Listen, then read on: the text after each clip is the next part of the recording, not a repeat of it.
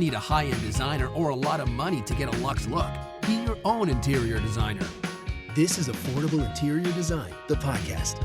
Here's your host, Betsy Helmuth.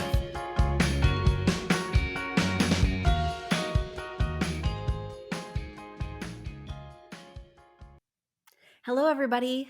As I'm recording this right now, it is exactly 14 days until I have this baby, and I am freaking out. I'm trying to get everything done, including extra recordings for you guys, so you have something to listen to while I'm away for 3 months, including getting my company in shape so that way everything's covered from the business management side to the designer side, to making sure that everything's updated and ready to go, and I'm stressing out.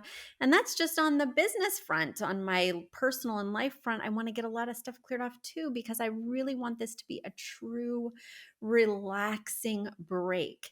And I don't know if it's this way in corporate America, but as an entrepreneur, I'm finding that while day to day I feel a lot of freedom when it comes to getting time off, especially large breaks, like I hope to take with this maternity leave, it's almost impossible. It's almost impossible for me to stay away, completely away for 3 months. People need me to make payments. People need me to process payroll. People need me to do XYZ. And I do have an amazing team, but some things just come down to me. So I'm going to have to check in once a month. And today my team asked me, Betsy, do you want us to text you once a week and just let you know that things are okay? No, I don't.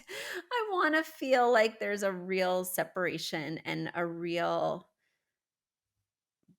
break away from my daily life. So I'm very optimistic. But I'm grateful to my team for being there.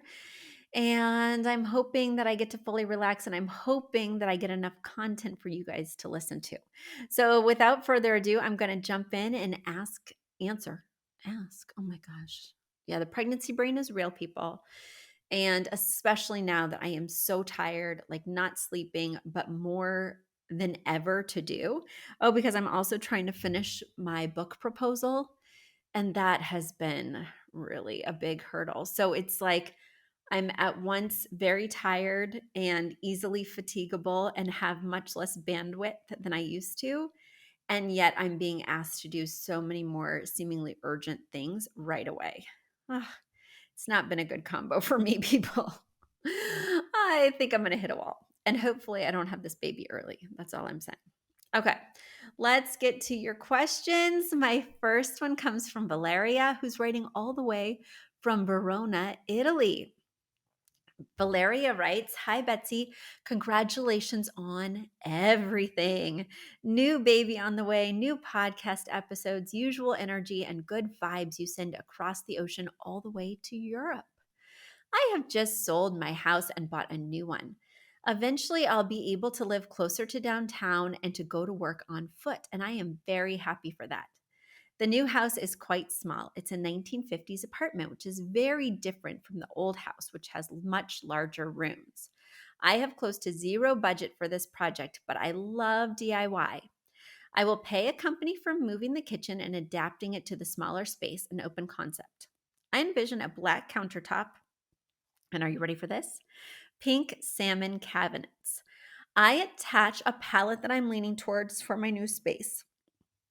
60% emerald green, 30% salmon pink, 10% cold yellow. I would love your take on that. Secondly, the chairs. My old house was shabby chic and turned into something like transitional. The chairs are painted white, but they are very, very casual, and I cannot replace them. Any ideas? The style I want for my new house is cozy mid-century modern. I will sand down the table and stain it according to the wood tones of the new house floor." All right, there's lots of questions here, Valeria, and I want to make sure not to miss any of them. But first, I'll kind of describe the images that you've sent me here. So, first picture is just a picture of your dining table, which is a square with those shaker style white chairs that you mentioned that were painted with the thrush seats. Then the second picture is a picture of your color palette, which does have that emerald green, that salmon pink. And then the only description I think was inaccurate is you said a cool or cold yellow. And this is more like a lemonade. I mean, it's pretty vibrant and electric. And while the other two tones I would say do feel a little bit muted, this feels pretty loud. I would not be calling this yellow cold. Um, in terms of your current kitchen, it's got blue painted cabinets. I mean, let's see here. Is this your new kitchen? Um, okay. Yes, I think so. So anyway, it's currently got like this actually really beautiful color of sort of peacock blue cabinet doors with a white countertop, white upper cabinets, and a backsplash that looks to be this little type of circular tile. Not quite a penny tile because it's on like this sheet that has a dark background that does not appear to be grout. So anyway, it's a lot of look. Speaking of a lot of look, when I'm talking about 60, 30, 10, I'm talking about rooms with furniture, artwork, rugs, that kind of thing. I'm not necessarily talking about the architectural details of tile, cabinets, countertops, etc. I tend to do a lot more neutral with the architectural finishes like tile, countertops, cabinets, flooring, trim, etc. I tend to make that a lot more neutral and bring in the color with the furnishings. So when I'm designing a kitchen, I don't think about 60, 30, 10. If anything, the 60 and the 30 are going to be very neutral. And the 10%, whether it's the backsplash or the KitchenAid mixer that's going to live on the counter or something decorative, will be that pop of color, especially in an open kitchen that will relate to something in another room. What I'm trying to get at here, Valeria, is I think that your kitchen plan may be too exciting. Do I love the idea of salmon cabinets? Absolutely not. I think that it will look dated very quickly. I think it's already dated.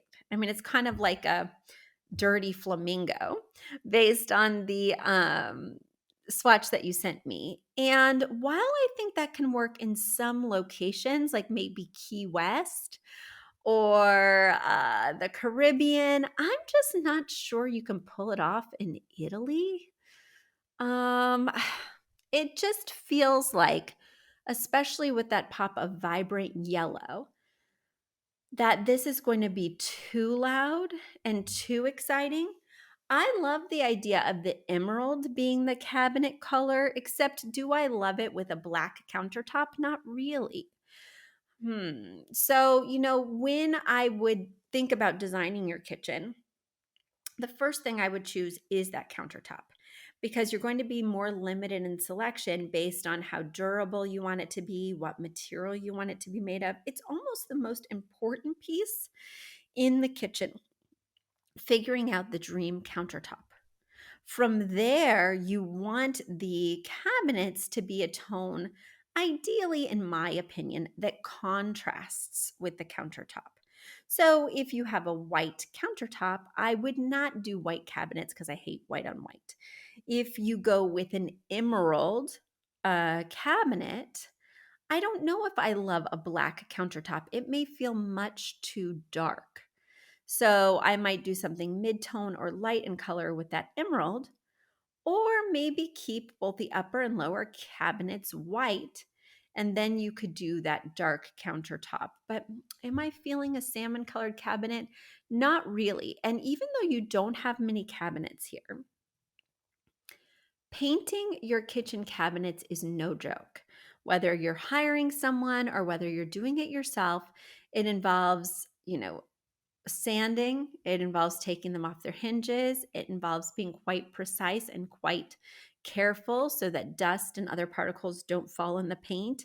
So, even though it may seem like a good way to cut corners or a good DIY project, you do have to be quite technical and it can be very time consuming. All that's to say that I want you to get it right. I don't want you to paint these dirty flamingo pink and then regret it in 3 years.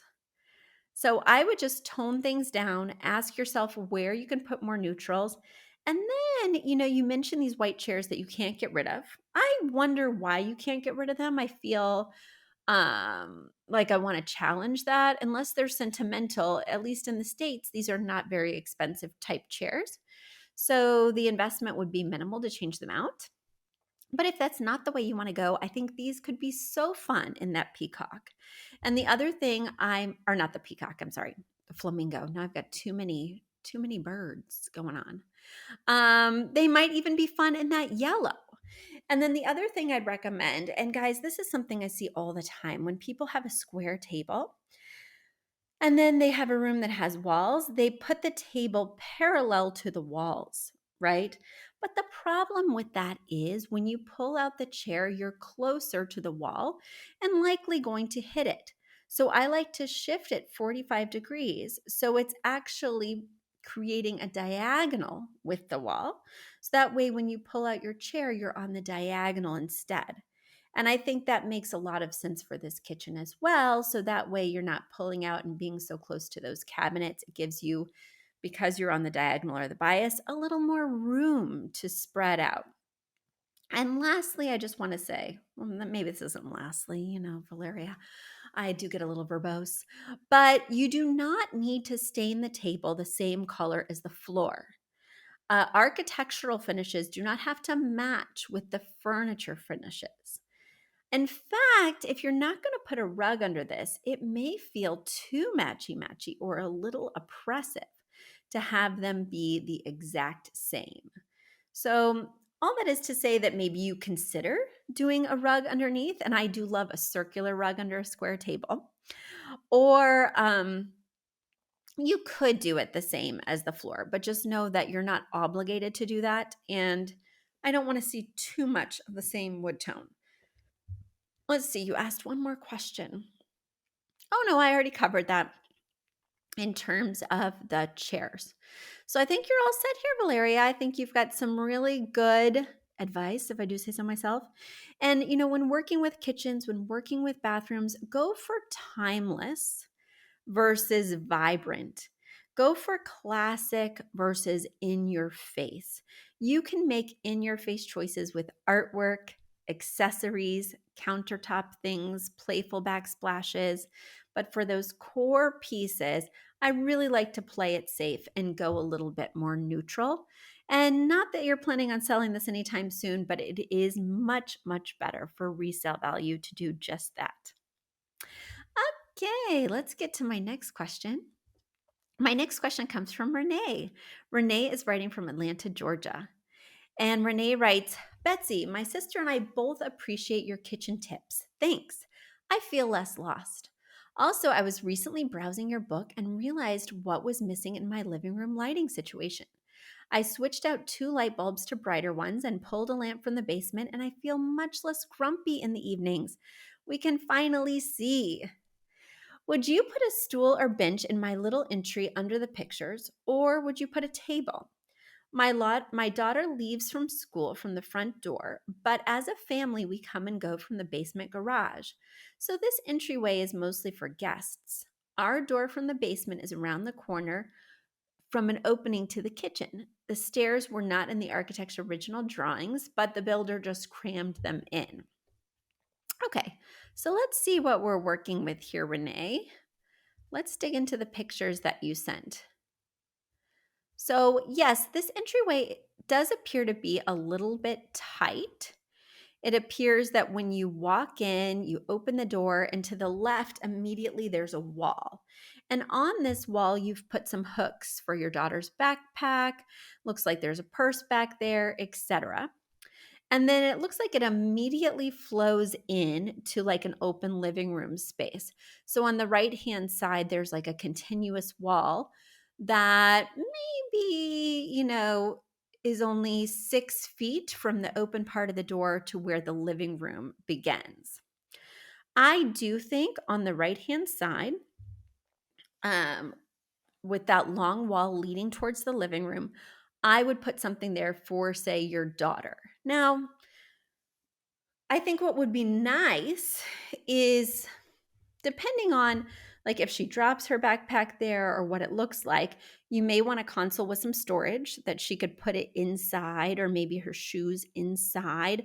And that way it's quite concealed, but it still gives her that sort of launching pad, an area for her stuff, because it really bothers me.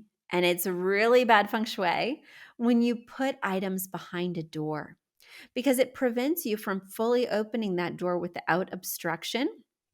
Even if you can technically open it, even if you have plenty of room to move inside the space, it's bad feng shui to feel like you're going to hit something. So I would remove all those hooks from behind a door. I hate hooks behind a door, especially if that door opens up to a wall where there's really no like room for something that takes up space behind it. So I'd immediately remove the hooks and rely on this console to really hold the items that she needs. Or, like have a beautiful tray or have a nice display for when guests come in. The problem with a bench, in my opinion, unless it's a storage bench, is that she's not going to have a place to put her stuff that's not exposed. I don't really want to see a backpack on a bench when I walk in.